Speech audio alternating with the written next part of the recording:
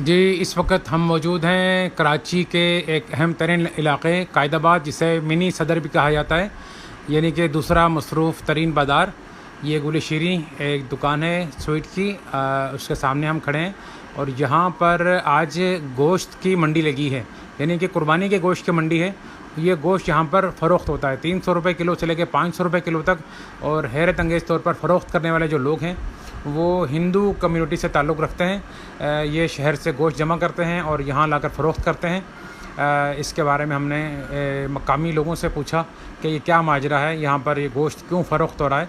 तो उन्होंने हमें बताया कि चूँकि गरीब लोगों को गोश्त आजकल देने का रवाज कम होता चला जा रहा है, अक्सर लोग जो है वो कुर्बानी करते हैं और अपने फ्रीज़र भर लेते हैं।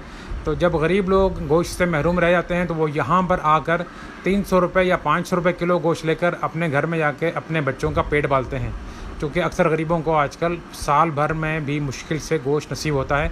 तो ये है इसकी कहानी। आइए हम यहाँ एक मलिक साहब नामी एक शख्स हैं, उनसे हमने बात की है, वो आपको मज़ीद तफसीलात बताएँगे। मलिक साहब, ये बताइए यहाँ पर क्या हो रही है? ये हिंदू जो है ना गोश्त बेच रहे हैं। अच्छा, 400 रुपये का, 300 रुपये का, 5 किलो, 4 किलो।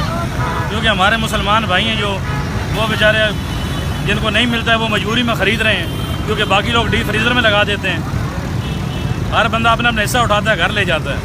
और गरीब, ये जो कुर्बानी होती है तो ये गरीबों को नहीं मिल रहा गोश्त? गरीबों को कहाँ मिल रहा है? अपने अपने फ्रिजों में लगा रहे हैं, डीप फ्रीज़र में लगा रहे हैं। बंदे खड़े रहते हैं, कहते हैं यार अभी हिस्सा नहीं होगा, अभी हिस्सा नहीं हुआ। जब हिस्सा होगा तो फिर आपको मिलेगा। वो जब हिस्से हो जाते हैं अपने अपने घरों में ले जाते हैं।